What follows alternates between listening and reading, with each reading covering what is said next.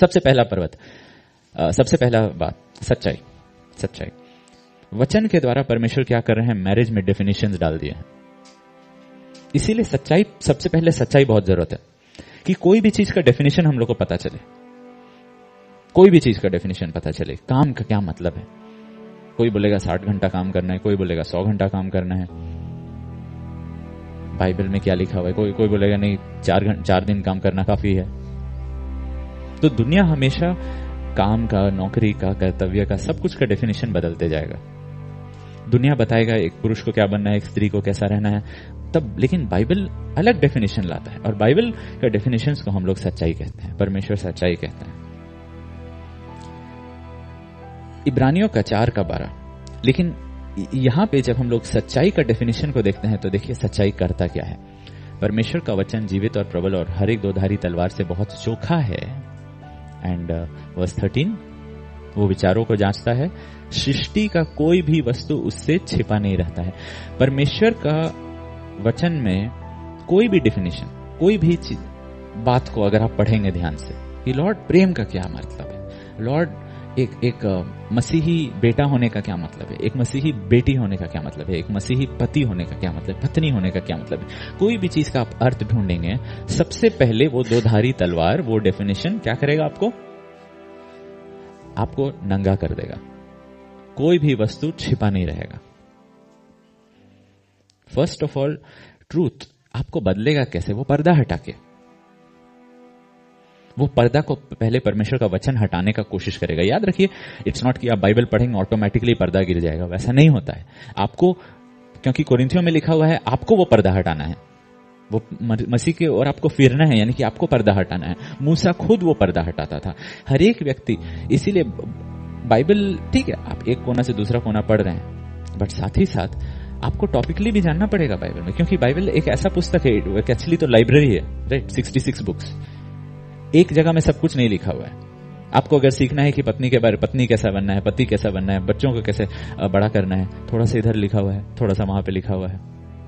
और अगर आप कभी भी वैसा अध्ययन नहीं करेंगे कि टॉपिकल, कि लॉर्ड मेरे जीवन में, ओके लॉर्ड मेरा जीवन में कहां पे संघर्ष हो रहा है, प्रोविजन को लेकर हो रहा है, ओके प्रोविजन को, कि लॉर्ड मेरा जिंदगी में हमेशा घटी, तो घटी के विषय में आप देखेंगे थोड़ा सा यहां पे लिखा हुआ है, थोड़ा सा वहां पे लिखा हुआ है। आपको क्या करना पड़ेगा, बटोरना पड़ेगा।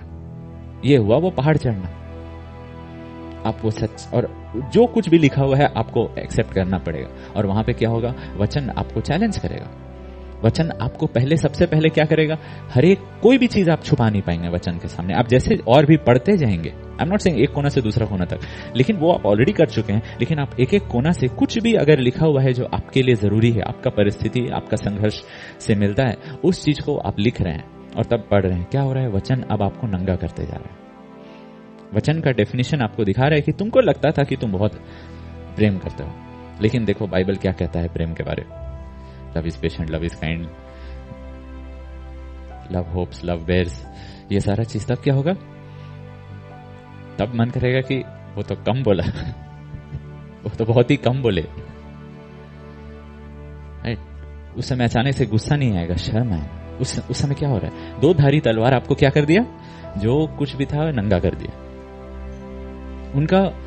इसलिए अंदर में अगर वचन को हम लोग नहीं रखेंगे तो परमेश्वर किसी को इस्तेमाल नहीं कर सकते आपसे बात करने के लिए। शायद उस दिन परमेश्वर आपकी पत्नी को इस्तेमाल किया, पति को इस्तेमाल किया, बच्चों को इस्तेमाल किया, माता पिता को इस्तेमाल किया, लेकिन अगर अंदर में वचन नहीं है तो उनका हर एक अंकुश को आप लात मार रहे हैं। पौलुस को परमेश्वर क्या बोले, कब तक तुम मेरा अंकुश को लात मारते रहोगे, how long will you kick against the goads. सब वचन बाउंस कर रहा है, क्यों, अंदर में, तुम्हारे अंदर तुम एक्सेप्ट नहीं कर रहा। तुम एक्सेप्ट कर लोगे मेरा वचन को, तब क्या होगा, मेरा डेफिनेशंस को। ये है प्रेम का डेफिनेशन, ये है हस्बैंड का डेफिनेशन, ये है फादर का डेफिनेशन, ये है मदर का डेफिनेशन, ये है पास्टर का डेफिनेशन। लॉर्ड आपका सच्चाई तो चट्टान है, हाँ, और आप बोले चट्टान के ऊपर घर बनाओ, मैं चट्टान के नीचे पिस जा रहा हूं। आप बोल रहे हैं चट्टान पे चढ़ो और उसके ऊपर घर बनाओ, कैसे करेंगे, चट्टान तो मुझे पीस दे रहा है। एक एक वर्ष जो देखते हैं शेपर्ड के बारे, पास्टर के बारे, कहां है। बट इस दौरान क्या हो रहा है, आप नंगे होते जाएंगे, परमेश्वर का वचन आपको बिल्कुल नंगा कर देगा। आप जो कुछ भी अपने बारे सोचते थे सब कुछ हट जाएगा, सब कुछ चूर चूर हो जाएगा, अगर आप पर्दा हटाने के लिए तैयार रहेंगे तो। जो भी हम लोग जीवन में करते हैं वो परमेश्वर, स्वर्ग को प्रकट हो रहा है कि हम लोग अपना सीक्रेट क्लोजेट में पर्दा के साथ परमेश्वर के सामने बैठे हैं या पर्दा के बिना। 10 घंटा हम लोग बाइबल पढ़ सकते हैं, उसमें कोई प्रॉब्लम नहीं है, उससे पर्दा हटना नहीं वाला है। पर्दा हटाना एक स्वेच्छा का बात है, वो हर एक इंडिविजुअल पे डिपेंड करता है। देखिए, अगर लेट्स से डैनी और हम लोग अपना कमरा में गया, परमेश्वर के साथ समय बिताए, वो 10 घंटा बिताए, जिसमें आधा घंटा, आखिरी आधा घंटा में वो पर्दा हटाए, और हम 1 घंटा बिताए, तो एक्चुअली परमेश्वर मुझे ज्यादा बदले, क्योंकि मैं 1 घंटा पूरा समय परमेश्वर के सामने बिना पर्दा का था। इट्स नॉट कि हम लोग कितना बाइबल पढ़े, इसलिए हम लोग कितना देर परमेश्वर के सामने बिना पर्दा के थे, कितना गहराई से हम लोग, समय के बारे भी नहीं, 1 घंटा आधा घंटा के बारे भी नहीं है। बात यह है कि आप कितना परमेश्वर को, आप खुद अपना जीवन के ऊपर से कितना पर्दा हटाएं परमेश्वर के सामने। इसलिए परमेश्वर जोना को भी बोलेंगे, मूसा को भी बोलेंगे, दोनों को इस्तेमाल करेंगे। मूसा अपना दिल में परमेश्वर का वचन को रखेगा, जोना अपना पीठ में रखेगा। परमेश्वर बोले हैं बोलने के लिए, तो मैं जा रहा हूं, बोल दूंगा, लेकिन दिल में वो लोग से प्रेम नहीं करता है।